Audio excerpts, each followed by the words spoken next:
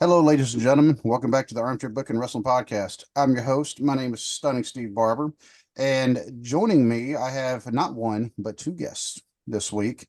And we are going to be kind of a roundtable. In fact, this was actually Justin's idea to have kind of a roundtable discussion about WrestleMania 40 and everything that kind of goes along with that. And so you see, if you're on YouTube, you already see I have Justin Treno from the TNC Sports Talk to throw in with Justin.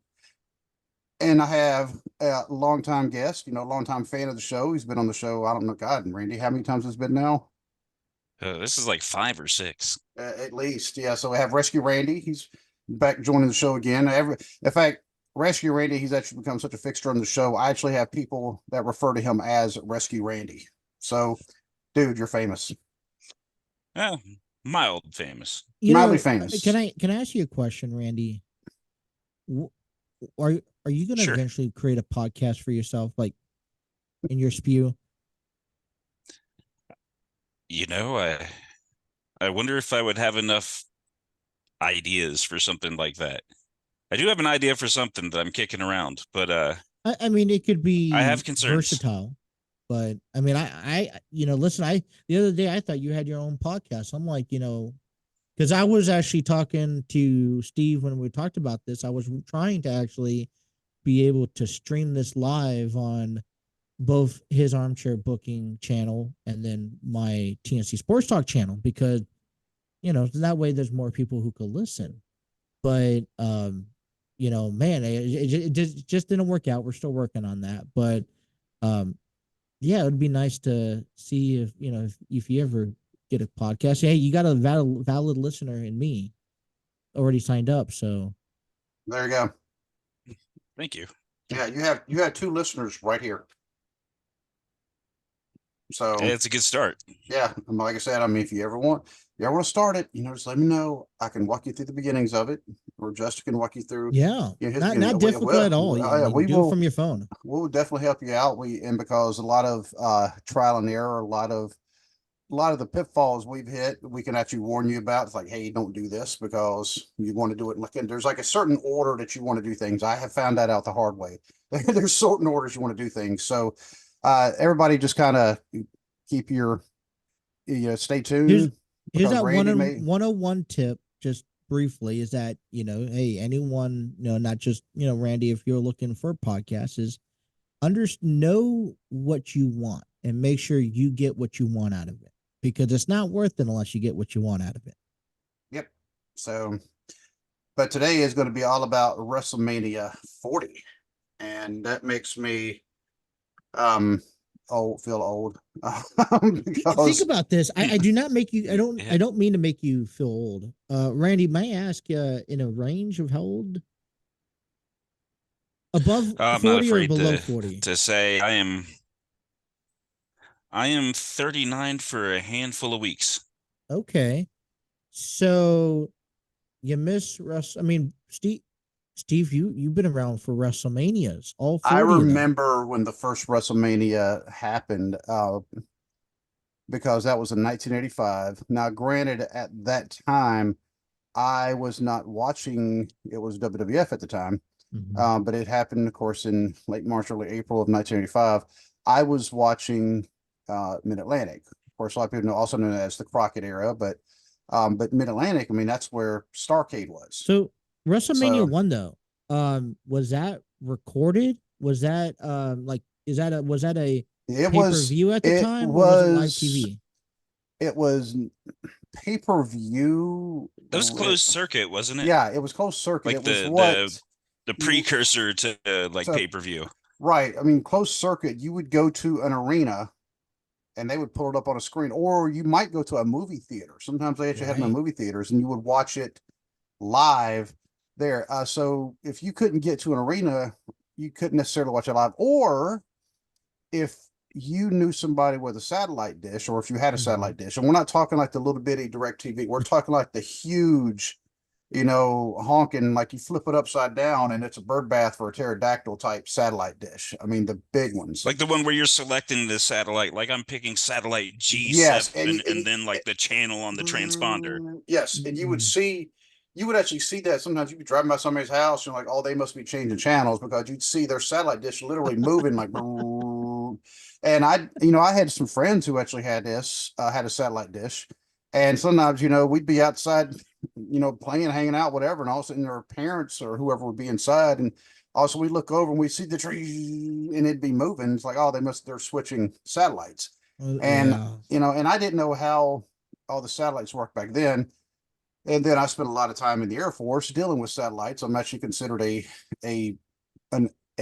space professional. This is before Space Force was even a thing. So I actually know quite a bit about satellites now. And that's why I know we've come a long way from the days of the great big dishes to the little bitty DirecTV dish, network where they're all trained on one satellite. And that's it. Yeah, I mean, because the thing is with like WrestleMania, growing up for me, and I'll be 29 this year, but if everything was pay-per-view, everything was about 50-60 bucks. You get it for like 24, 48 hours. So a lot of times you put the DVR on, or you put a VHS in and hit record, and that was the only channel it was stuck on. You let it run like twice. And my father, my family would only pay for like the Rumble, Mania, maybe SummerSlam or Survivor Series, but we missed out on a lot of pay-per-views. And now you get Peacock for what, $7, and you get, at least this year, you get WrestleMania 40, easy access as long as your internet connection isn't, lagging. Right. And I mean, that's why it's definitely a different world. So here we are, 39 years later, not 40 years later, even though some people call it the 40th anniversary. I'm like, no, it's the 39th anniversary. Do your math. But you didn't start with 0, you started with 1. So this is the 39th anniversary of it. But either way, we've come a long way since then where you still, even though it wasn't happening in your arena, you still had to go to an arena if you wanted to watch it live. Or like I said, you couldn't watch it necessarily at home, unless you had one of those big satellite dishes or whatever. But even that was very few and far between. Not everybody had a satellite dish. And the next year with WrestleMania 2, of course, that's when they did the 3 locations. That was also copying Mid-Atlantic, the NWA Jim Crockett, because they had started doing Starrcade in 2 different locations, Greensboro and I don't know about that. I mean, realistically, it was a bad experiment. Was it bad? WrestleMania. If you're watching on TV, maybe it was okay, but it reminded me of when they celebrated Raw 25 when they had it at the Barclays Center and Madison Square Garden. Was that Raw 25? I believe so, but see, that's when Raw. I think they only had like one or 2 matches that weren't at like the main arena. Right. Exactly. Right. They went back to the place where Raw used to have like a set location. Hammerstein Ballroom, I believe that was. Yes, and it was not even in Madison Square Garden. It was close to Madison Square Garden, but it was not in Madison Square Garden. They couldn't do that every week in Madison Square Garden. There's no way. But they had this ballroom they could do it, and they would actually tape like 2 or 3 Raw episodes right there. Now you can't really do that as much because of the internet and because people will get. And plus and all that, but then you had Eric Bischoff going, "Hey, if you go to this chat, don't even bother watching Raw. They're going to have this." And next thing you know, butts and seats and but I thought that was that was an utter disaster when they had that 2 locations for celebrating the 25th anniversary. They did that. That was more symbolic. Yeah, it was really poorly executed. Right. Like, I don't know if it could have been executed well, but boy, I don't think that was even a close representation of something executed well. But we just learned what not to do. But Justin, we're going through all the notes. I mean, that you were. Hey, before we do anything, you giving us an update with Dwaylen. I have to mention him on the show. Okay. For anybody listening to Armchair Booking, Dwaylen's wife had their baby last Tuesday. A healthy baby boy named Nico, and he's actually posted about it on Facebook. So that's why I didn't really mention it on the show when I did it last week. But just kind of. Did we not? I thought we did. I thought we may have mentioned a little bit, but I actually waited until they started posting stuff on Facebook to really give any more details.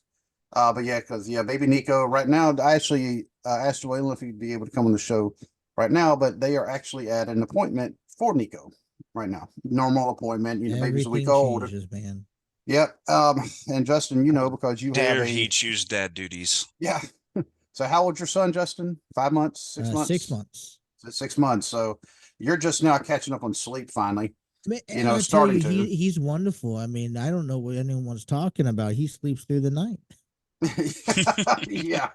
And but I did ask Dwayne if he'd be able to give his predictions, and he hasn't responded. So I'm guessing they had probably already left to go to I'm just gonna say it's baby not check appointment. WrestleMania season without him, especially giving these predictions and being a part of the I mean, program. So you know what? although we're gonna do our best for this roundtable, it is not the same.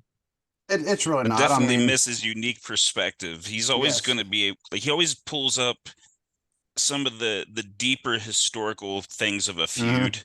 Like some of these little nuances that may have happened 6 months ago that's planting the seeds for this.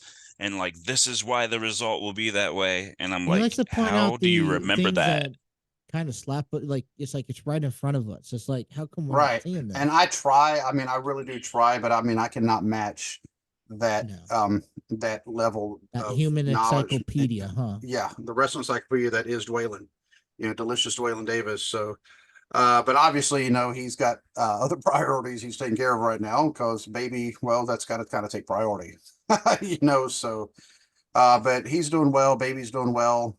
Everybody's doing And well. then I gotta So, ask, everyone's safe out there? I mean, it wasn't as and Mount Orb terrifying, did but not really. Our town really didn't get hit. I mean, we got a bunch of rain. A yeah. lot of rain, but It kind of divided north and south of us. Like, yeah. Fayetteville to the north of us caught a lot of it. Like By the time it Ripley to got the out there, south it of us kind of got died it, but not down. us. Yeah. And there was a covered bridge in West Union. Apparently, was a very old. Well, obviously they're all old, but it was a covered bridge that was actually apparently taken out in West Union. I think it was called the Kirker Covered Yeah, Bridge, I yeah. believe is the name. I think that was the name of it. I'm not certain, but I think so. And I've seen other people talk about. There were some areas. I mean, I guess like Aberdeen, Ohio, was actually hit because I know people they sheltered in a church there. The church opened the door, said, "Get in, get in, get in," and so they allowed people to shelter in their church. Unlike Joel Osteen. But anyway, that's another story. But so I mean, it did hit. It didn't hit really Mount Orb except for all the rain. And but the other areas around us did kind of use some Mount Orb, like Randy said, it kind of split to north and south of us. And up in Dayton, my daughter, she actually sheltered like at one of the dorms there, but then they ended up not even getting anything. Even though, and the base itself, Wright-Patterson Air Force Base, actually shut down. They actually sent people home because they got hit by a tornado like a month ago, and it actually tore some buildings up.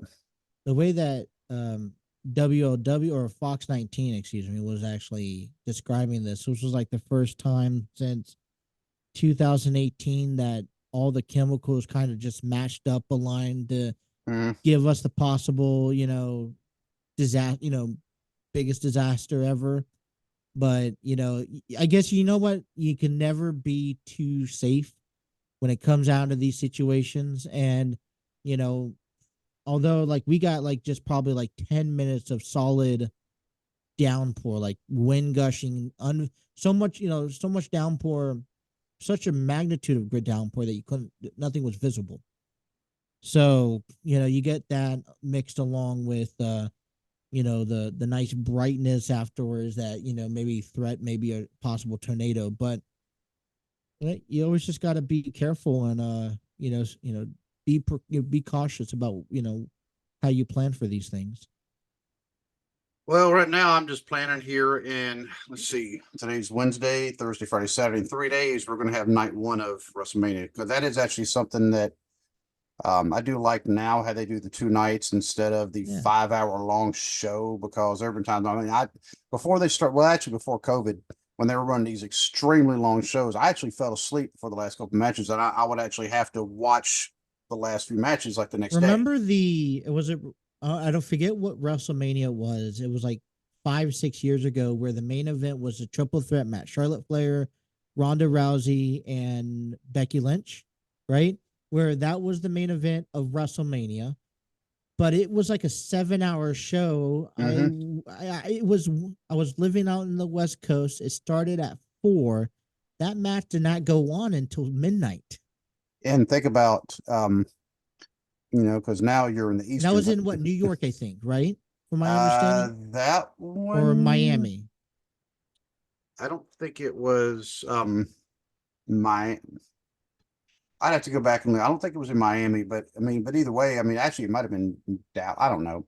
But either way, think about it. If it was 11 o'clock on the West Coast, think about what time it was on the East Coast. Why do you think everybody was falling asleep? And why do you think there were so many complaints going, why are y'all running these extremely long shows, especially when you have so many video packages that you could just cut out? And by the way, nobody cares about the musical acts either. Knock them off too. We WrestleMania 35 was that night, and it was held at MetLife Stadium. MetLife, so that's New Jersey, right? I believe so. Yeah. So, but now, with it being 2 nights, it does kind of break it up. Now, I really wish they would deconflict this, because this is also at least the 3rd year in a row that WrestleMania has happened in the same weekend as the Final Four for the NCAA men's basketball. Do you think you guys they can move away from that? WWE tries their best to not conflict with anything big, but it didn't used to be an issue because they weren't running 2 nights. They were only running on Sunday night. And so there was a fact. I know the one year you had the Final Four games happening Saturday night, WrestleMania happening Sunday night, and then the championship game happened on Monday night, because it was like the Final Four was happening in Houston, I believe. Mm-hmm. Yep. And then WrestleMania was in Dallas. And then, so if you were in those areas, you could go WrestleMania next morning, drive up to Dallas. And that was like 2 years ago. No, this was pre-COVID. So, pre-COVID, okay. So I want to say it was 2017. Weren't they in Dallas two years ago also, though? Because Stone Cold had his final match with Kevin Owens. Yep. Or was that last year? No, because it was 2 years ago. Both nights. That's the thing. That's right. Yeah, and but you could do that. You could go, okay, I'm going to watch the Final Four. Next night, I'm going to go watch WrestleMania, and then I'm going to go back and watch the championship game. And that was all. And I know Dallas and Houston, they're not. It's not like they're right next to each other, but either way, it's still a drivable thing you could do.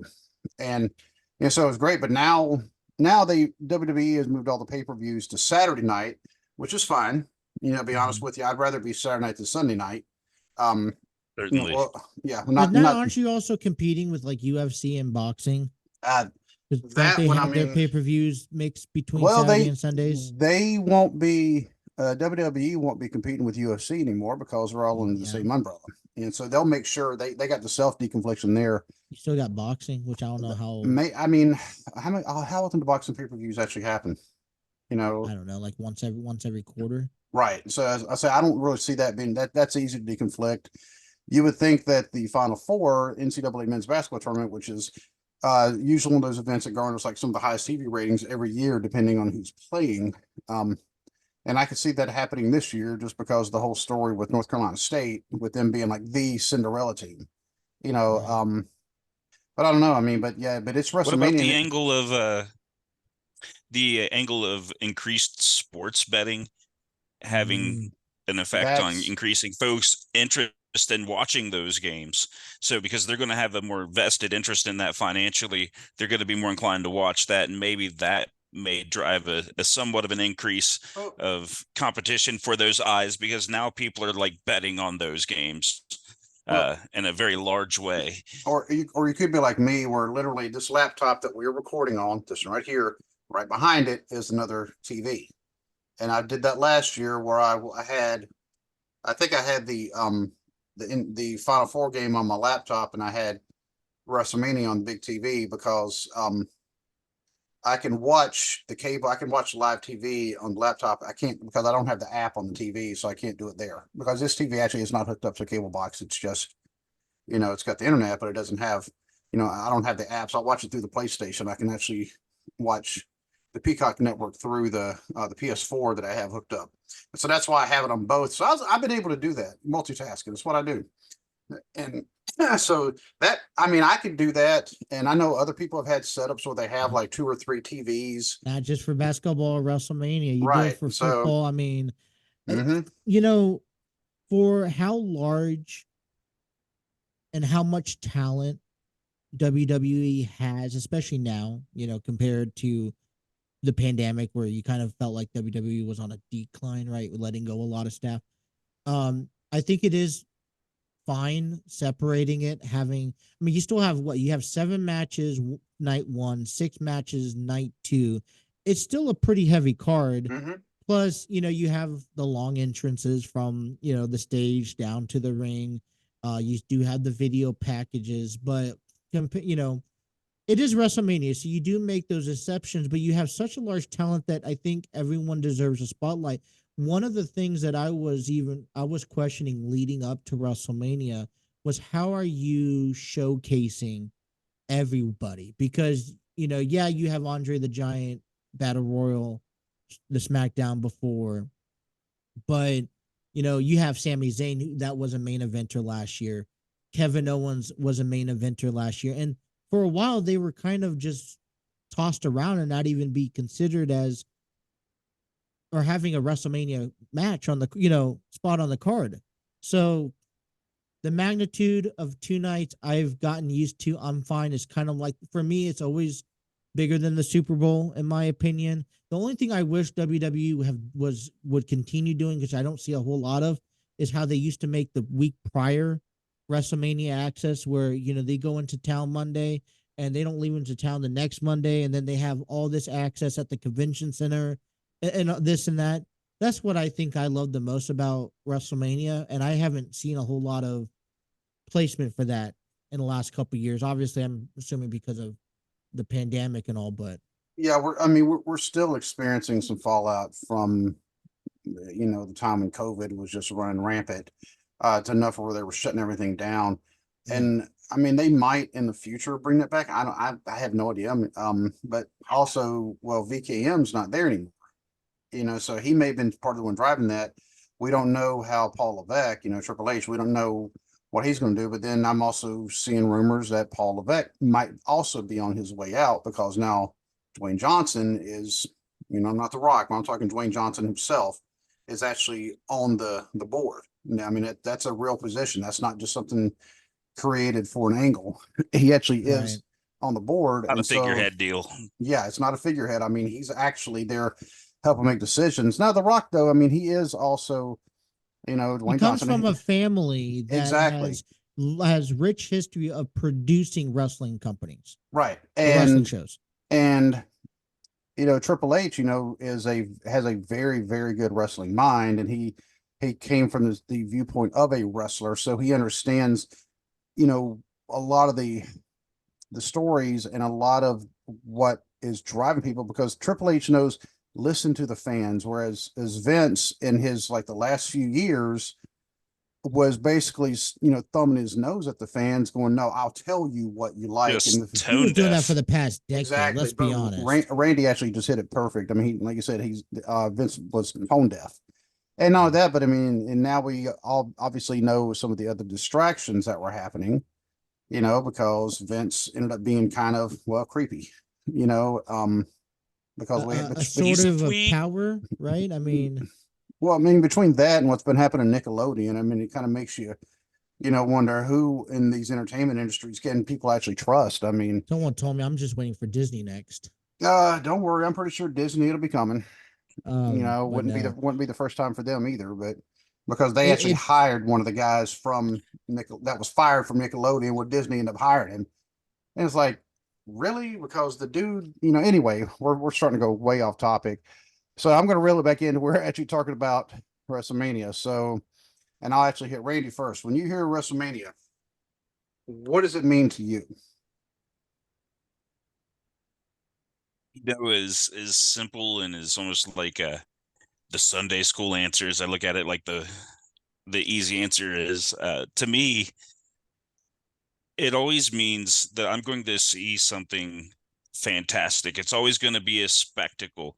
There's always going to be this moment, at least one moment, but usually several, that like you feel it deep in your chest. You feel this emotional connection to something, or like something that leaves you in awe, something that you're going to remember years down the road. Like when I think back to something, even though this is just a big spot, when Edge speared Jeff Hardy, when he was dangling and Edge jumps from the ladder and spears him, and like there was like three people in the room with me, and all of us are like, holy bleep, at the same time.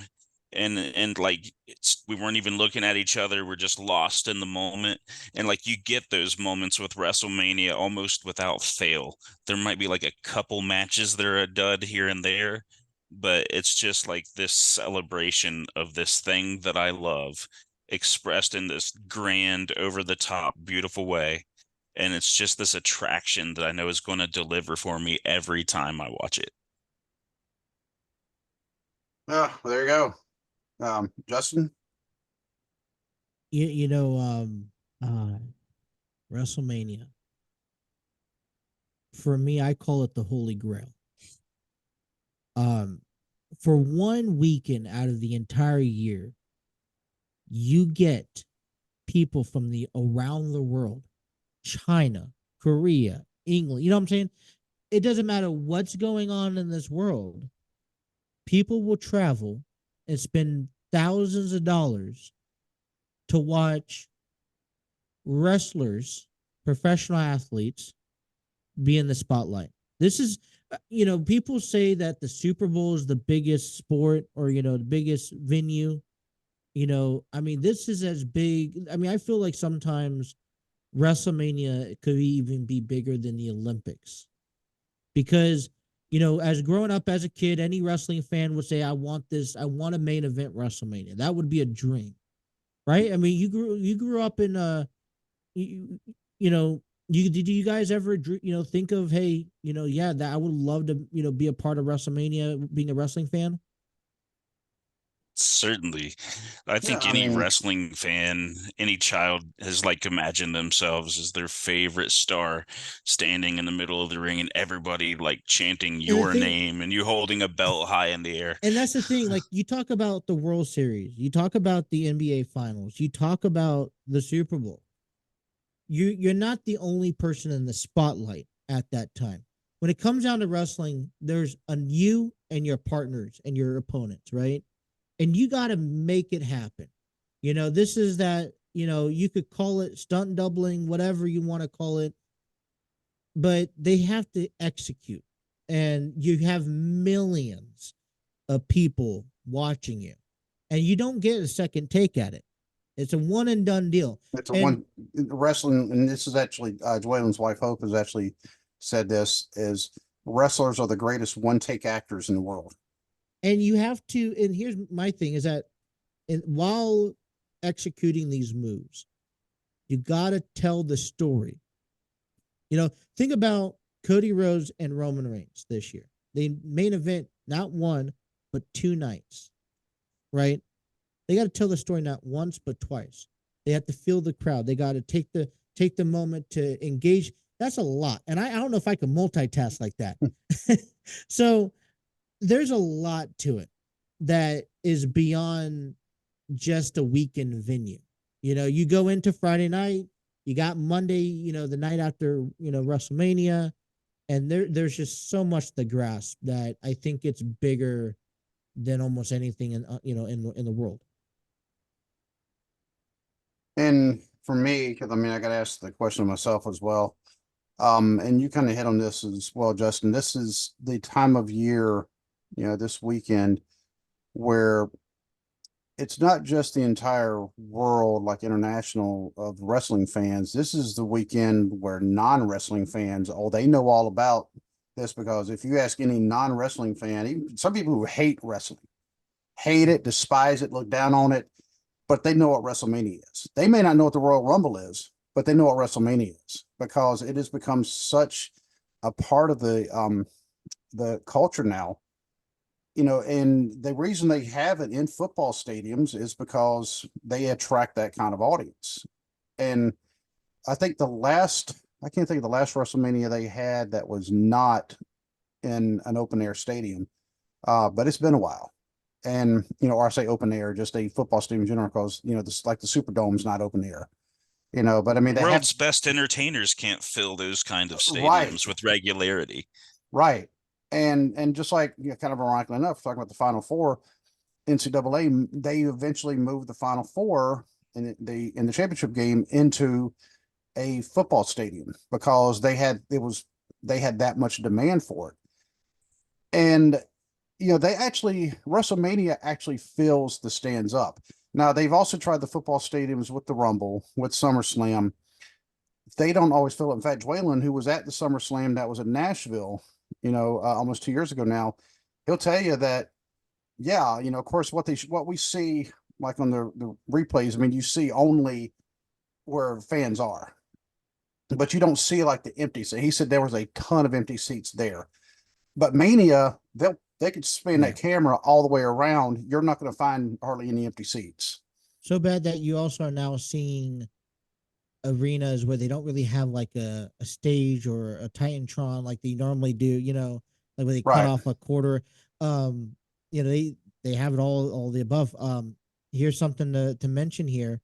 April 2nd, 2006 was the last time WrestleMania was held indoors in an arena. It was WrestleMania 22 at the Allstate Arena. Hasn't been quite that long. It's been a while. Yeah. Ever since then, it's been held inside inside a arena.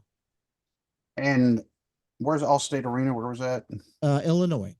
Okay, so one was okay. They got Money in the Bank ladder match with Rob Van Dam, Bobby Lashley, Finley, Matt Hardy, Ric Flair, Shelton Benjamin. Main event was John Cena versus Triple H. The Undertaker took on Mark Henry in the casket match that year, and Shawn Michaels defeated Vince McMahon that year in a no-holds-barred match. Is that the match where Vince McMahon had God on his side that made an entrance with him? Shane McMahon entered in the match to help Vince, but failed. For some reason, I was always thinking that was a SummerSlam, but no, I guess it was WrestleMania. This was the year that Edge spears Mick Foley through the fire, a flaming table. Yeah. Okay. Wow. I didn't realize it was that long ago. That the last time they had something, I guess, that was not in a stadium that could be used for football. And here's interesting. They had an 18-man inter-promotional battle royale. Viscera eliminates Snitsky.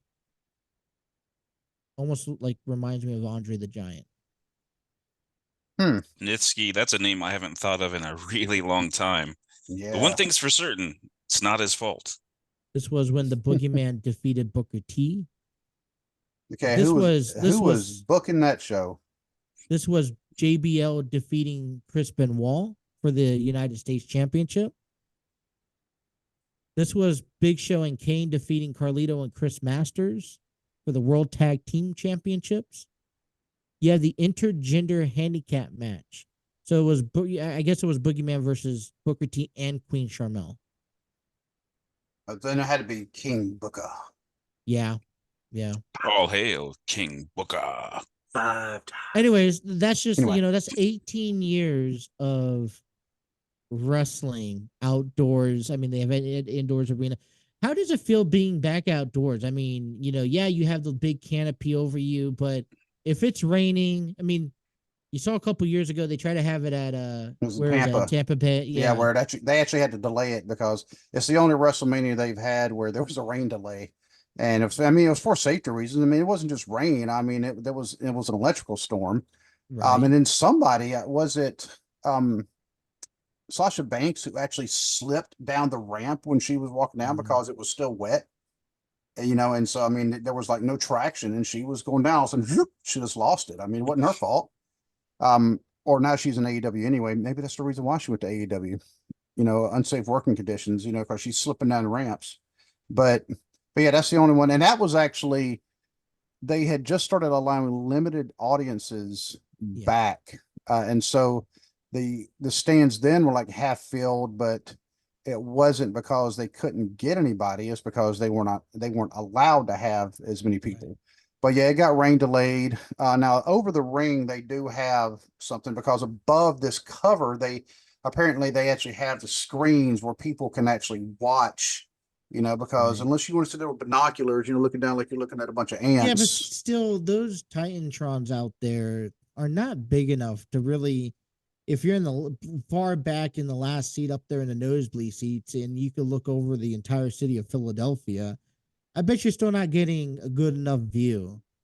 I mean, I would love to go to WrestleMania, but even like going to regular shows here at the Heritage Bank Arena, unless you're sitting somewhere where you got a good view, I just wouldn't invest my money into that, to be honest. I don't know. In Heritage Bank Center, that one, well, Randy and I, we can tell you that because we just saw Avenged Sevenfold there a couple weeks ago. There's almost no bad area. I Yeah, mean, there's not. I mean, small enough that pretty much anywhere you sit there, unless you're just kind of obscured by the Titantron, it's really a decent view in Heritage but Bank Center. For me though, like if you, because I like to sit across back, but you could hardly see entrances or what happens outside the ring because everything's camera angle. You know what I'm saying? right. So I like to try to sit on the one of the sides, but if you sit on the camera side, your tickets are twice as expensive, but then they hardly have any seats on the other side. You know what I'm saying? So, I mean, I don't know. I guess I have a preference. Like if I want to be able to have, I don't want to be able to have an obstructed view. And especially knowing in a sport that's going to take things out of the ring onto the floor, where then now your view of the action may be disrupted by Well, maybe the ring or a post. if you're willing to go sit in a stadium like that, like you said, I'll just call it the Eagles Stadium. I can't think of that. Lincoln Financial Field. Lincoln Financial Field, where the Philadelphia Eagles play. And if you're sitting like at the very, very top, I mean, there's no more seats above you. The only next thing you know, like you said, you're looking out over, the city of Philadelphia, watching Rocky run up the library steps. You're seeing that. So, but if you're willing to do that, you're wanting to go, you don't care where you're sitting. You're like, you know what, I'm at WrestleMania. Because I mean, I've actually known people who went to WrestleMania. I know a friend of mine, in fact, he worked for me over in Afghanistan. And he actually went to WrestleMania in Dallas the first time that just to go, and he was with because he sent me some pictures. Experience. I get that. I want to go for experience too. And I mean, and my experience was also mainly was kind of disrupted when my chances kind of given up because there will never be someone like Bray Wyatt or The Undertaker, and those are the only reason why I would go. Because I'm sorry, when you sit on the couch and you hear those bells go for Taker, or you see the lights go out and you see the fireflies come out for Bray, you get chills a little bit, even sitting on the couch, in a hot summer day. Did you ever see Bray Wyatt at a live show come out? Oh yeah, I've never had that experience. I've been there because in fact it was actually in Cincinnati, and it is like one of the coolest things, and all of a sudden you're there, and everything goes out. And and then all of a sudden everybody immediately pulls out their cell phones and they have their flashlights on doing the firefly thing, and we're never going to experience that again, of course, with Bray Wyatt, with his unfortunately passing away. But it is one of those really cool WrestleMania moments. Well, it's a cool moment no matter where you're at, but at WrestleMania it just makes it even more special. And some of the other WrestleMania moments, because I know that's one of the questions, and I have to give credit here, ladies and gentlemen. Everything, like all the bullet points were written. Justin actually sent those to me this time. It wasn't me. Justin actually sent them to me. I'm like, you know what? This looks good. Let's roll with it. So some of my favorite WrestleMania moments, for me, the one that kind of pops out, and it's really entrances. Because yes, the matches, Hogan slamming Andre. I mean, that was one of the biggest things. And yes, Justin, I know you weren't alive when that happened. Randy was barely alive when that happened. So I've still seen those. Yeah, but you've seen the footage. I mean, it was a huge deal when Hogan slammed Andre, pinned him, because like the first time Andre, they said he was undefeated, but he actually was not undefeated. But the first time, but I've been told that he's been slammed before Hogan. He had been slammed before Hogan. Hogan had actually slammed him before. Because in WWE history, this was promoted as the first time Hogan. Sorry, I have just a baseball man, but this was the first time that they were advertising it as Hogan never slammed Andre before. And this is when this is a criticism of WWE, WWF, WWF.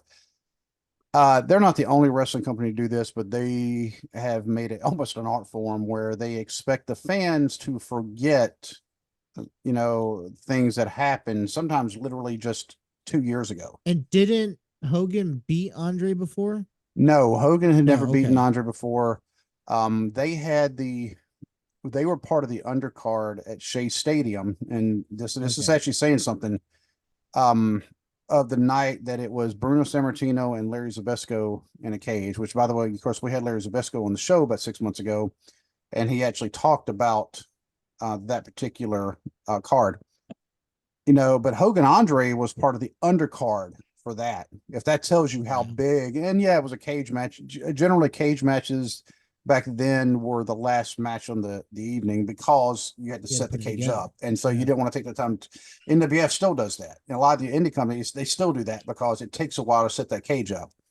But back then, Bruno and Zbyszko was just huge anyway. It was going to, and that was in Shea Stadium. So that was a stadium show, which were rare back then. But Hogan, he did slam Andre. He did not beat Andre. Hogan was a heel at the time. Andre, of course, was a face. And, and Andre, he wasn't just wrestling for Vince. It was Vince Sr. during that time.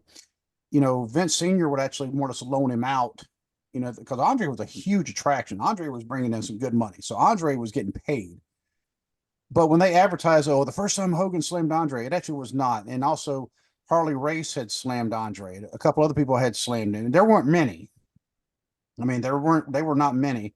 And he had lost matches early in his career, but Andre's losses were still few and far between.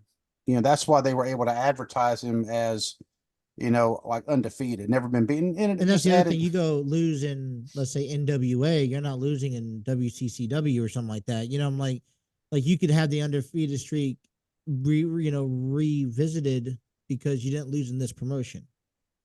Somewhat. And this is when they, Vince was also notorious about this, where no other company exists outside WWE. Yeah.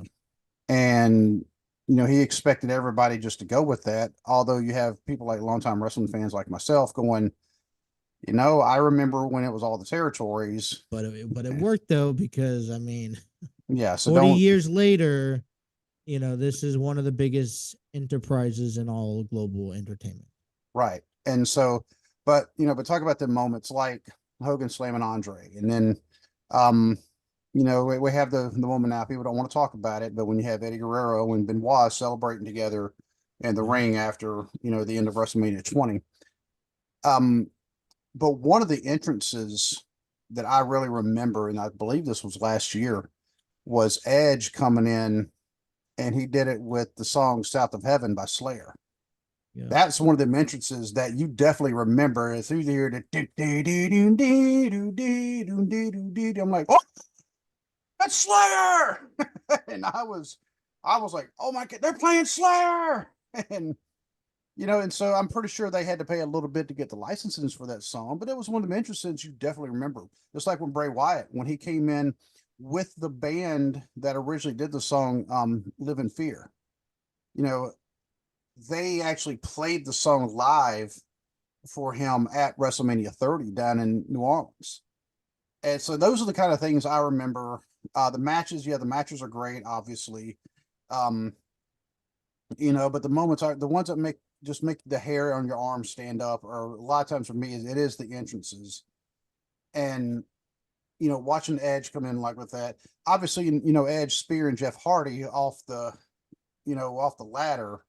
That's a big one too, but I don't know. For me, it's those kind of moments that make you just, oh, okay, now I'm noticing this, and that's usually the entrances for me. So, Justin, what about you? Call me biased, but it's the WrestleMania streak. Oh, Taker. How can you? I can't. The streak that never should have been broken from the hands of Brock Lesnar. Right, I agree. Even Marquez came out and was honest and said, "You know what? Bray should have taken my streak." And you know what? He's right. I don't think beating Taker, especially now since they are erasing Brock from WWE history. I mean, beating Taker for Brock didn't do anything for him, honestly. Yeah, he was the guy, but he already went through half the legends at the time. But Right. that's what kept you at the eight. I think after 10 consecutive wins. I mean, look at what he's been able to accomplish. There's something that wasn't supposed to happen. This wasn't a streak that was, all right, planned up 40 years ago. I've just got to find the right guy to do it. No, he came in. It was one, then two, then don't forget Giant Gonzalez, which was probably one of the worst WrestleMania matches he's had. Not because of him. That's what been one of the worst WrestleMania matches, period. And then let's not forget about, having the Brothers of Destruction and facing his brother not once but twice. Then you got facing, remember that handicap match with A-Train and Big? It was A-Train and Big Show. I believe, because I don't remember who Undertaker's partner was supposed to be. It was supposed to be one of the MMA fighters or something like that broke into the business, but I don't remember the name. But then he didn't meet carried expectations. himself. he didn't meet expectations, and so that's why they were like cutting. What about reviving Ric Flair's career? Because that was a story that was told that if it wasn't for that match, Ric Flair may have retired by then because he was going through a slump. At that WrestleMania. It was when he won his 10th WrestleMania. And it was what Taker put him through. That was a story that they documented, I heard from Flair and Taker himself about that WrestleMania itself. Because he was kind of going in a slump.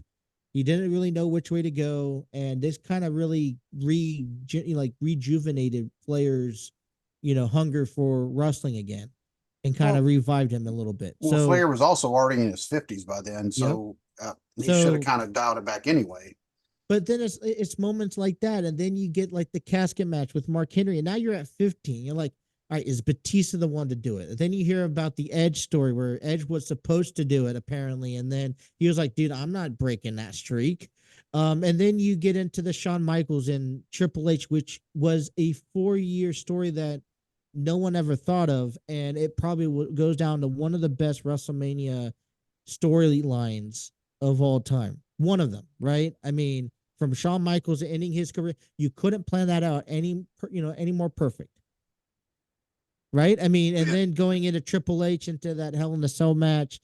I mean, because they had 2 or 3 years, and Taker and Triple H, they've had 3 matches? 4-year run.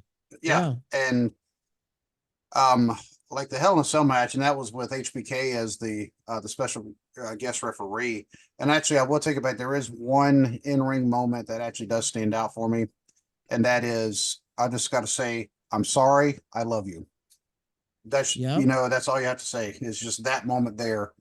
That's one of the ones. Captured the whole thing in like those few words there. If I'm not mistaken, too, Triple H is the only wrestler that faced Taker at WrestleMania 3 times. I think so, yeah. Because he had the one earlier, and I remember that one because that's when he chokeslammed. I want to say he chokeslammed off the scaffold or something like that. Yeah, out in like the tech area. Yeah, in the crowd. Exactly. And then you had the other two. It chokeslammed him like off the backside of it there. Yeah. And that was a really good match because I know that they had a documentary of that. But anyways, it was those moments because it gave Taker a reason to tune in. And like you said, I didn't watch wrestling for a whole year. And then I came tuned back into the Rumble and we're like, all right, who's Taker's opponent? You know what I'm saying? Like, it was that type of stuff. And then to be able to see him kind of rebounce back from that horrible, I don't think of it as Brock broke the streak so much so as Undertaker had an eye-opening life incident, because he got concussed severely and, he had to be rushed to the hospital. It was bad enough Vince McMahon actually left the Superdome and went to the hospital, and he said, y'all handle this. because he was that concerned. Possession, yeah. Yeah. And so but the way that he was able to bounce back, and you know what, as much as I wanted to see him win his last match inside a ring, the way that they, choreographed and cinematically shot that final match with AJ Styles, I think it was well worth it. You want to leave off of a high note. And so, I mean, you could have left off with John Cena and it would have been fine. You know what I'm saying? Like, it's just one of those things that it felt appropriate to me. Yeah, I mean, when you finally, though, see, I've always experienced, and this is my person. I was saying this for years. I've always wished that Taker and Kane had their final match at WrestleMania, where then somebody, even I'm gonna throw out there, uh, it was a Dude Love at the not Dude Love. What was the found? Who was the founder? And it wasn't Ted DiBiase, the manager of that, for the Undertaker. It was Bruce Pritchard in disguise. Brother Love. I would have loved to see Brother Love finish out the Undertaker. Brought him in, brought him right back out. Well, DiBiase actually brought him in, but then he immediately went with Brother Love. But it wasn't working out as good, and that's when they brought in Paul Bearer, also known as Percy Pringle, who actually was a licensed mortician, which is the wildest thing. Just in a reference note, I would have loved to see Kane, the Undertaker, buried alive by Paul Bearer at WrestleMania to finish off their career. You know what I'm saying? Like, just to finish off their career. That sounds cool. Like, have them both just kind of go down together. Have Paul Bearer, if it went back, this was obviously back when Paul Bearer was alive. Something would have happened where both of them fell into the thing, and then even lightning strikes, whatever, you're cool choreographed, because I love the lightning strikes and the mind games and all that stuff that you just couldn't explain, and then just bury both of them, call it a career, both of them, you know what I'm saying? And then if you want to come back at it, Mark Calloway and Glenn Jacobs, fine by me, I don't care. But the two brothers that had a history with each other to really just finish their careers off together and be buried together, I think that would have been the biggest symbolized finish to any story of them all. If you don't, if you understand, if you understood the history between those two men. Well, Randy, how about you? Like some of your favorite WrestleMania moments? I was already kind of brushed on the Edge spearing Jeff Hardy, coming off the ladder and hanging from the belts there. Might not be popular to reference Chris Benoit and Eddie kind of standing there together in a meaningful moment of, a couple of guys. How about that? Or, yeah, I'm sorry. A couple years later. Certainly, like, it's like seeing some of the WCW guys get their moment. Right. When you had people finally embracing some of the smaller guys like that. And can we throw out one person that I think maybe gets that doesn't get as much recognition? The Miz beating John Cena. I mean, I know it was through the hands of The Rock, but that still rejuvenated his career, and also showed me that I think it set up scenarios like Daniel Bryan to have those mid-card guys to have the main event spotlights. Yeah. Also, allow me to go with something just a little bit more recent. Think about the moment with Kevin Owens taking on Steve Austin, and Steve taking a suplex out onto the concrete and looking like he really hadn't stepped away that much, and having that in a way that I really didn't think I was ever going to see again. I didn't think I was ever going to see him wrestle again, period. And then to have him taking bumps out on the concrete and just having this match between kind of the two men of the Stunner, that was one of those things that kind of tickled the teenager in me. When you had like the Michaels and Foley, and you had like Bradshaw and Steve Austin all come down to the ring in the middle of a match to kind of hit their signatures on somebody, just for the hell of it. But it was cool, though, because it wasn't pretty. Like, it wasn't a beautiful technical wrestling match. It was just this brawl that kind of went everywhere, but it kind of touched on those nostalgic feelings, but also on those guttural feelings of, I'm watching just two men just beat the crap out of each other. and of course, getting that childlike, teenage-like nostalgic kick. And, I think I've said that word like 3 times, but it's exactly what it was for me. It brought me such a childlike sense of joy. It was awesome, and that stuck out too.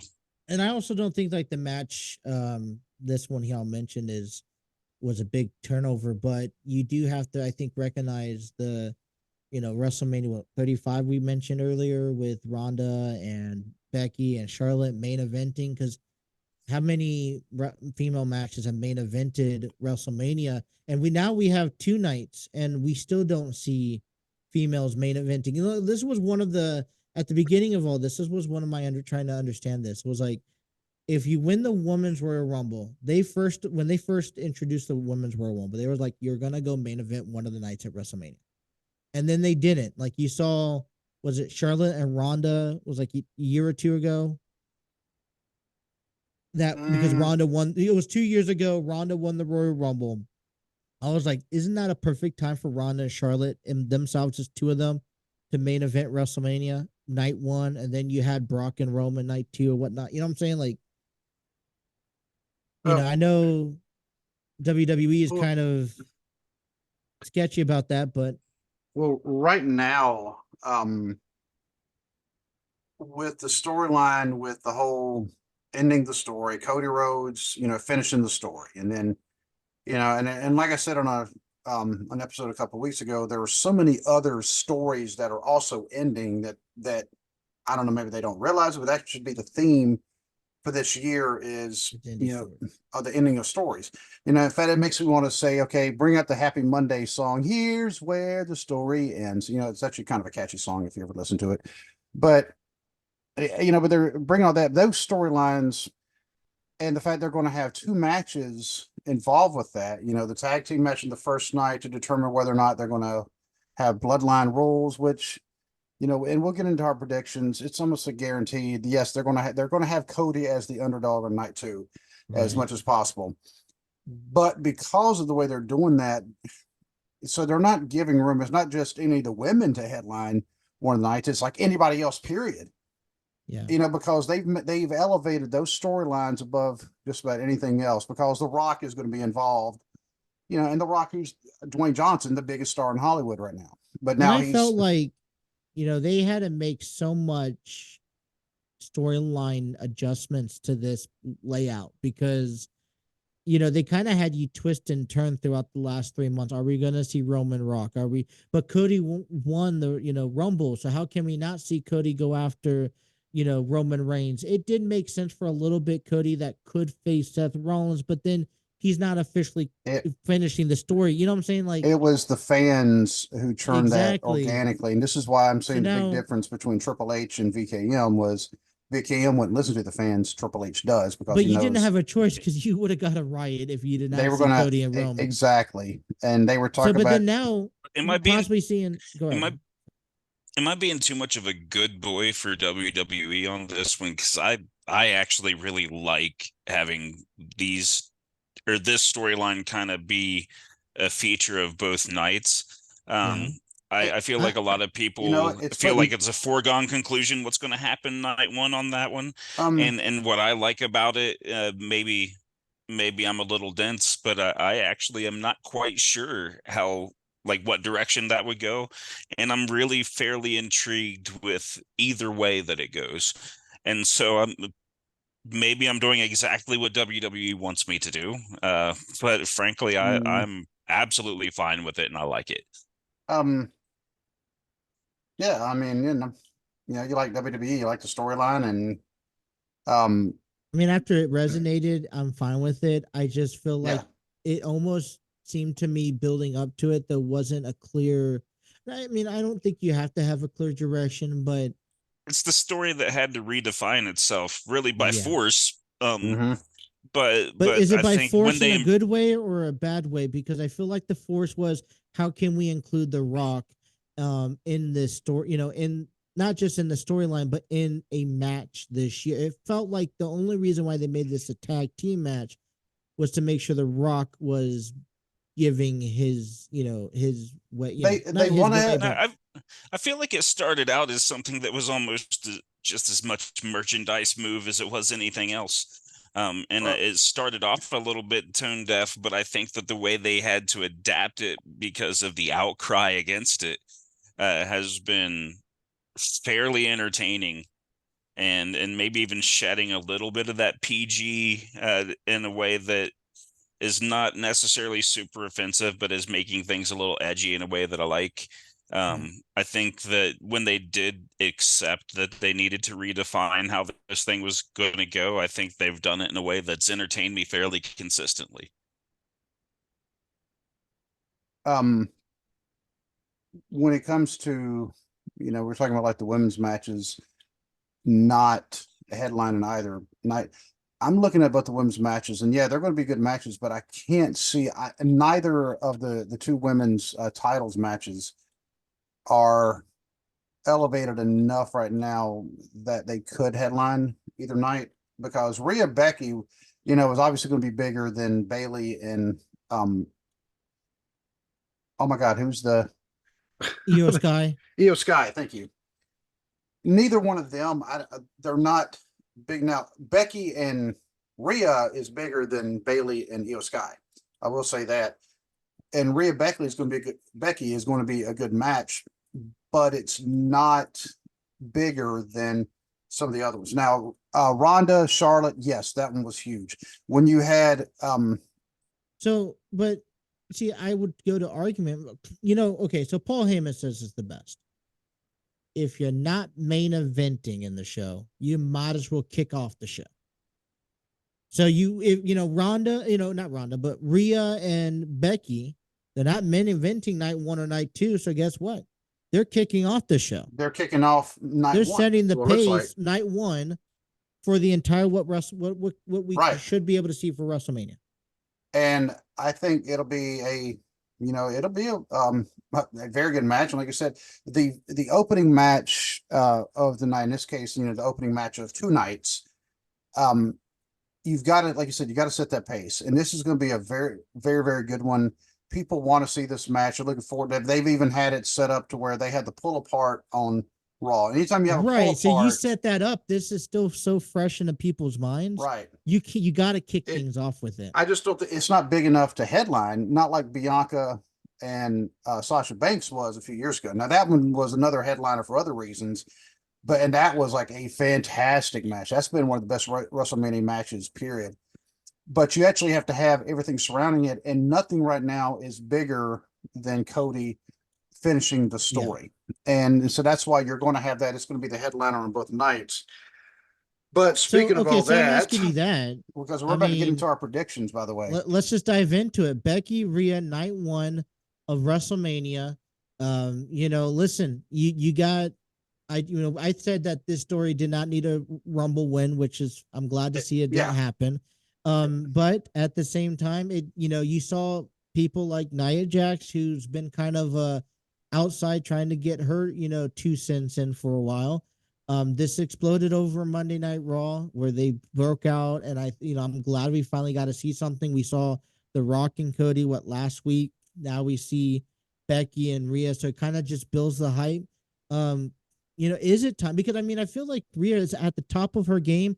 I just don't know much more challengers on the Raw brand that can go toe to toe with Rhea. So, is it time to move on from Becky? I feel like this is a catch-22 because Becky's, is a workhorse too. She's doing a lot, and does she really need another title run? My personal thing is, and I really hate to bring like external like happenings into this, but Becky has also not re-signed the contract. Her contract expires here soon. And I don't want to. Which is also something that a lot of other people are having. But I don't want to bring that as a catalyst for my prediction. But at the same time, I would have said this if I didn't know about the contract thing. You're right. Becky right now, Rhea is like the hottest thing since Sunburn. She is technically a heel. Fans cheer for her every time she comes out. It's kind of like what we were saying about. She's like a Roman Reigns, right? She's like a Roman Reigns. Well, she's like. We're like Big Mama. You can do no wrong in the fans' eyes, it seems. Because and Randy and I were talking this before we start recording, like Big Mama, when she came out in Chillicothe, oh my God, the fans the place exploded. They love her. Same thing with Rhea. Rhea, she's still part of the Judgment Day. By the way, drop the just saying Judgment Day just sounds so much better. But and I have my prediction, and then after this, I'm going to get Randy's as well. My prediction is Rhea is going to win this match. She's going to retain her title, and she's also going to leave Judgment Day at some point before WrestleMania weekend's over. She's dropping out of Judgment Day because she's become much bigger. Being part of the faction is actually kind of hurting her a little bit, hurting her character, because she needs to break out on her own and become a face because people are cheering her. Anyway, what do you think, Randy? I think at this point she's nearly her own entity, and I definitely believe that she's going to come out of this one victorious.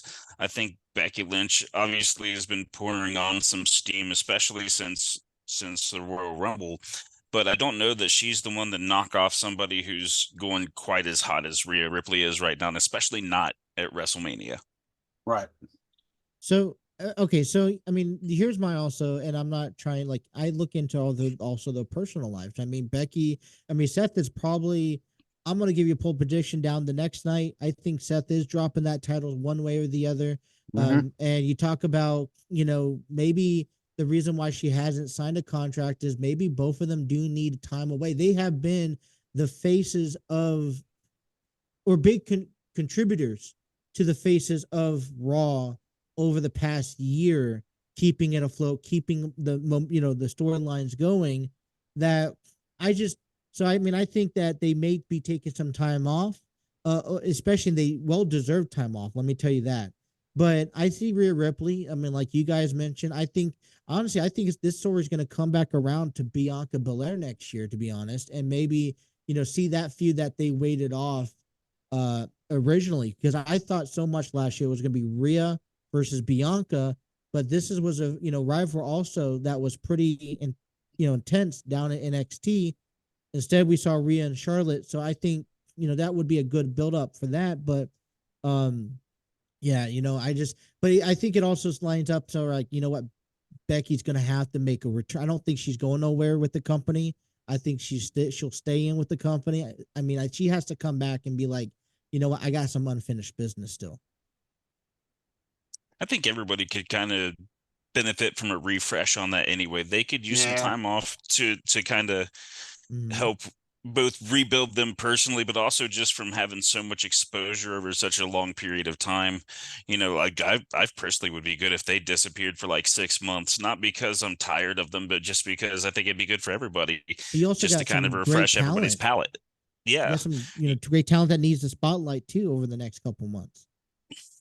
I think everybody wins if they do take some time off. All right, this one's interesting. We put this together. That next match is that 6-pack ladder match for the undisputed WWE Tag Team Championships. You had the Judgment Day, Damian Priest, Finn Balor. You got they're the current champions. Correct. You have the Miz and R-Truth, which I think I like them. I mean, they rejuvenated their tag team faction that I like. DIY and Johnny Gargano, Tommaso Ciampa. New Day, Kofi Kingston, Xavier Woods. New Catch Republic, Pete Dunne and Tyler Bate. And A-Town Down Under, Austin Theory and Grayson Waller. I am actually going to go with Gargano and Ciampa on this one, just because even though they've been an established team in NXT, or if they weren't a team, they were fighting each other in NXT. And so they've come up, they've established themselves down there, and it took them a while to get up to the main roster. And I think that may have been part of their decision. Tommaso's injury, I think, really right. So, but now they're up here, and as much as what I'd like to see the Miz and R-Truth, especially R-Truth, because give him one last shot with the title. But then again, nobody wants to see R-Truth lose it, though. That's the thing. They'll drop it very quickly. Right. I mean, because R-Truth, R-Truth is a national treasure at this point. Everybody loves R-Truth because the dude, he's the longest reigning 24/7 champion. He's because of all his title reigns as a 24/7, the 24/7, 7-Eleven, 995. Because he held that title so many times, he's actually held more titles in WWE history than anybody else now. All combined. All combined. So because he's also former tag team champion, former US champion, all that. Yep. And so he's held more titles than anybody else. He's also a former NWA world champion. You see that belt right there behind me? Not the one on top of them, but R-Truth actually held that, maybe not that particular one, because that's my replica. But he's actually a former NWA world champion. A lot of people don't realize that because it's not in WWE. But R-Truth, I mean, he's one of those. He can put people over. He is such a phenomenal person in the ring, and then He's what, in outside his the ring. 50s? I mean, Yeah, he's how like many? 51, 52 years old, and he's He still looks going. great. He looks like he's in his 30s, to be honest. Exactly. Like, And he it's drops down in phenomenal. the splits like nobody's business. I'm like, ooh, ow, you know, he shouldn't be able to do that, but he can, and he still puts on really good matches. His personality, you know, is one that like, yeah, okay, the character is goofy, but he's fun. He's not stupid. He's kind of goofy, you know, but it makes it entertaining, and that's what we're here to do. And that's Makes why sense. I think putting the titles on him and Miz, which I like the Miz, and I know I'm kind of in the minority there. A lot of And people Miz hate maybe also, wrapping it up too. I mean, right. I mean, know. because the Miz, I mean, I think he's like in his 40s. But I you don't know, think if they I ever had got a guess. tag team run that was well appreciative. That if they Right. got a chance this time around, then I mean, I would be all in favor Well- for it. My other thing is too is I'm kind of actually upset.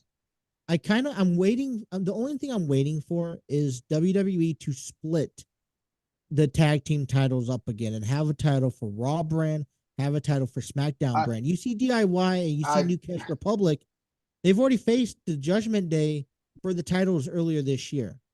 Well, I like actually having the undisputed titles. I wish they would do the same thing with the world title, because you already have you already have, there's some championships that are exclusive to the brands, and the Intercontinental title and the US title. And So I get that, but that would at be the your same number. time, That's, you're the champion of that brand, and by default, you're the number one contender for the world title from your brand, and so have that. But that's going old school, and I know and I right get now. that, but we tried that a couple years ago. They did unify those titles, but it did not work out because they the unified new contract with Roman Reigns. Yeah, we have a contract with Randy. Sorry. See, he's smiling because he's like, bring it. So, right. But I don't know if that works these days, just kind of in the same respect as like AEW tried to do a ranking system where, people are kind of ranked on contention on this arbitrary list based on wins and losses. And it's like, you have those, if you have like the Intercontinental champion and like the US champion be like the default number one contender, I think it makes the booking kind of exhausting, for one, trying to make sure that that's representative of who people are feeling need to be up there. But I almost feel like you almost artificially limit it again. Well, here's my argument to that, if you don't mind. I mean, you have two brands, you have two GMs, you have everything is supposed to be separated. So if you have a team on Raw, how are they going back and forth between SmackDown? Because unless they're invited over, they're not. I mean, we've seen fines handed out for, going over to opposite brands when they're not supposed to. Real fines, or I know, but that's what I'm saying. The concept is to make it realistic. And for me, I feel like the tag team division has grown up a little bit compared to in the years past. I mean, you have the Authors of Pain, the Viking Raiders still. You still have the Pride that we'll talk about. You can also call that the Paul Levesque influence. Vince McMahon hated tag teams.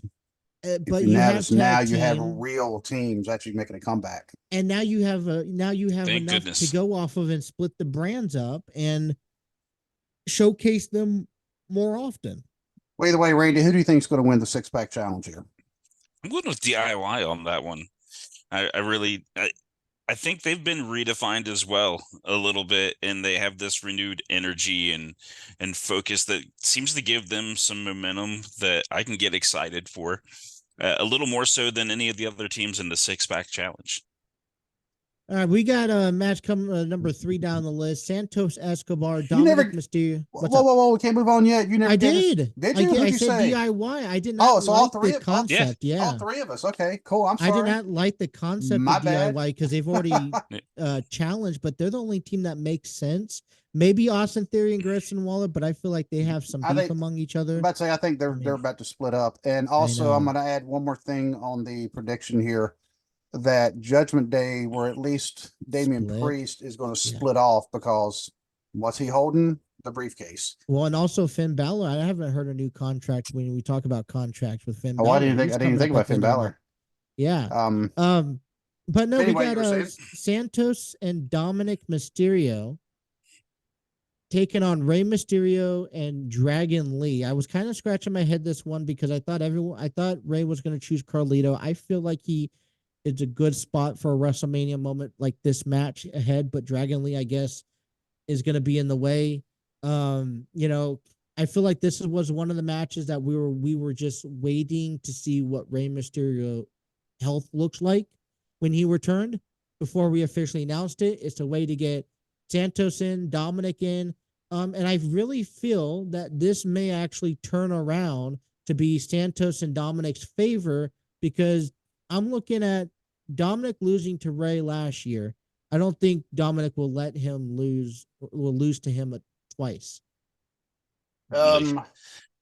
This may also relate up to next year where Rey could possibly put his career on the line and Dominic could end his father's career.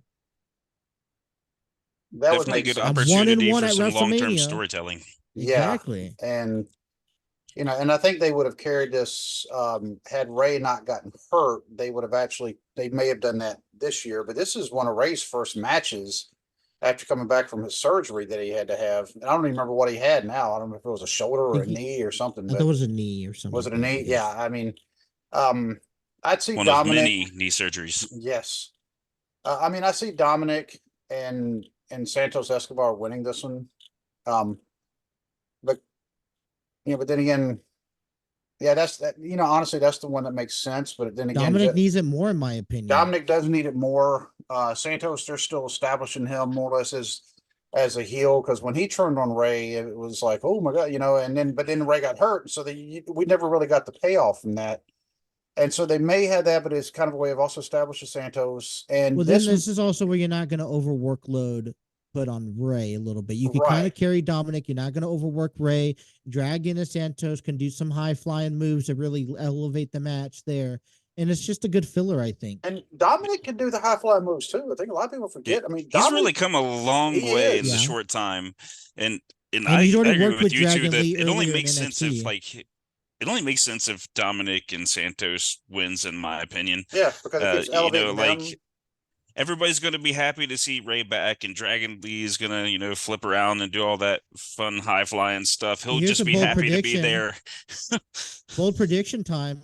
Does Carlito turn on LWO and cost Rey and Dragon Lee a match? Because you could have Dragon Lee and Carlito at some point down the road. I don't know that it needs that. Yeah, I mean, I think that's a little over the top for something that's largely going to be kind of filler. Well, Carlito's return, I mean, it was huge. You got this huge pop, but also the return happened in Puerto Rico, where he's from, and so of course they're going to pop hard for him. And people, I mean, they like Carlito. They like seeing him back. He's a fun character to watch, and I spit in the face of those who are not cool, and he can do that. He can go in the ring. Second generation, very good second generation wrestler. But he's never really been above mid card, maybe the top of the mid card, but he's never been above mid card. So, and really, is he any bigger of a heel if he turns there than if he turns anywhere else? True. I mean, yeah. And he may turn now. It'll get him more reaction if he turns heel and goes, "Well, you fans didn't appreciate me." I feel like, I mean, obviously, more people are going to see it just because of sheer audience size, but with Carlito being who he is in the position that he is, and it's not to knock him because I love Carlito, but I don't think him turning at WrestleMania makes him like a monster heel versus if he were to turn it like a Backlash or something like that size event. Right. I think he would be equally as bad of a guy who spits in the face of people who don't want to be cool if he did it anywhere but WrestleMania. Makes me kind of mad, Randy, that we actually didn't meet Carlito when they had part of the wrestling events at the Williamsburg, Ohio, because he was actually there a few years ago, and neither Randy or I went. Now we did go later on. We've met some other people, but anyway, I don't know. Just the way that he looked at last week kind of just offset me.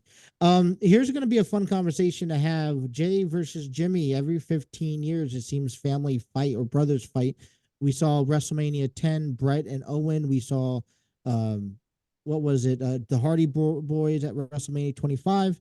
And now we see the Usos at WrestleMania 40. I think that this was well needed. And we're just waiting our time. I can't It's perfect among the stories that's going on in the bloodline. The only thing I'd wish is that I don't know. This is another year without Solo Sikoa on his own, and I think that he does need to start, elevating himself on his own. But it's a history in the making here. Jimmy J, what are you guys' thoughts on? I think Jay wins, but through some backfired shenanigans on the part of somebody in the bloodline. Solo? Yeah, Solo, like somebody, like it'd be one of them cases. How much will Solo be a part of this match, though? You think of brothers, it almost seems to me that Solo has to be a part of this match in order to maybe he chooses the right one. I don't know. I mean, it could be a case of, okay, they're holding Jay, down. They're doing something where they're double teaming and whatever. But Solo, I don't think it would be. Maybe I don't think it's necessarily a case of Jimmy holding Jay, going telling Solo, "Come here, other brother, little brother, come here and smack my twin brother," type of deal. I think it'd be something like Roman. Now, Roman, I mean, he is their cousin. I mean, and that's a legitimate thing. I mean, they actually are cousins with him. But I could see like him or even Paul Heyman. See, now you're getting into, I feel for me, a little too much. Well, the bloodline, because honestly, Roman and The Rock have a big match later that night, and I just don't see why Roman needs to get involved. Maybe Paul Heyman could be downstairs. Maybe Paul Heyman. Directive. Maybe Paul Heyman, and maybe Solo can be like, you know what? No, I'm not. No, this is my brother. I mean, his older brothers, and they're fighting each other. Either that or Rikishi himself comes out, slaps both of them, and they call the match a draw. I mean, you never know. I mean, that could happen.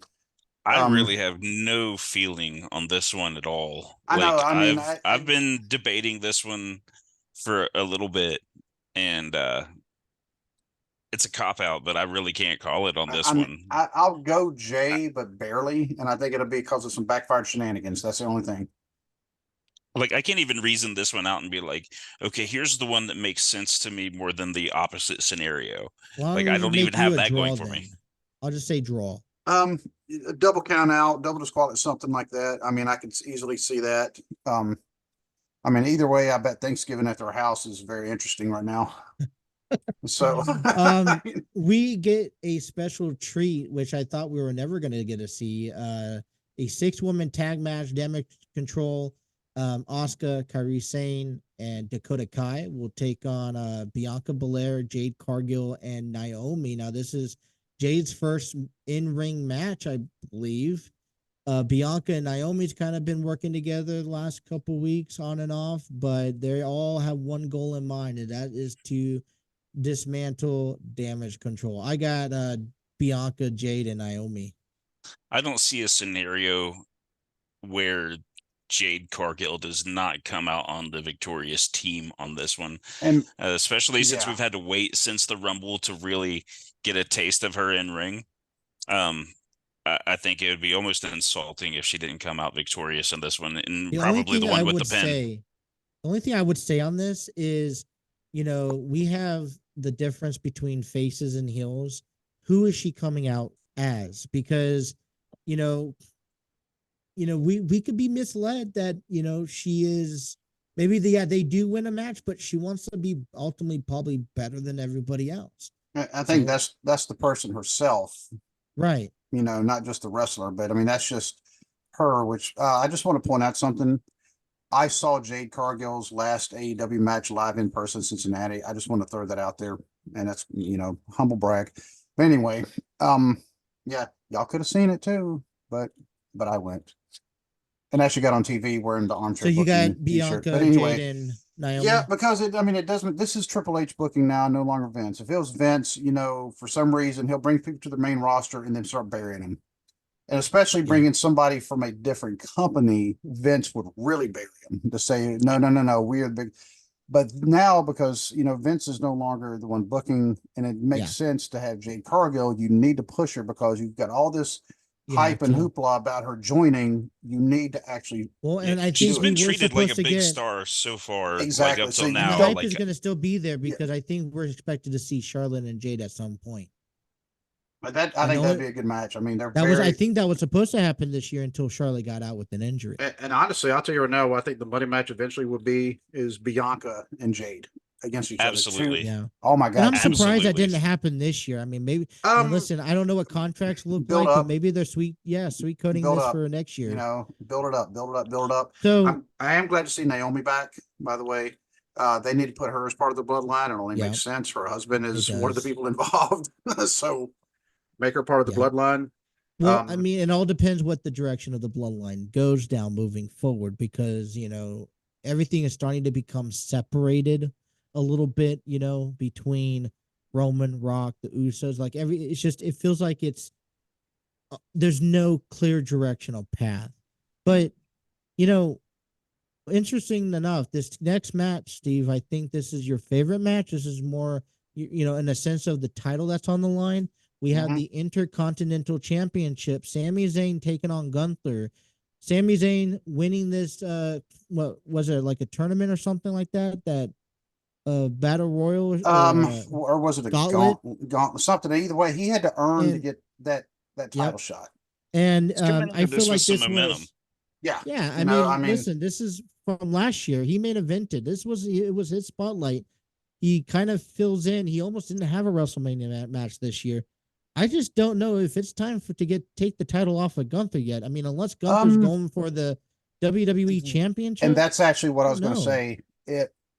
Gunther, he is now the greatest Intercontinental Champion ever. By the way, the Honky Tonk Man was never great.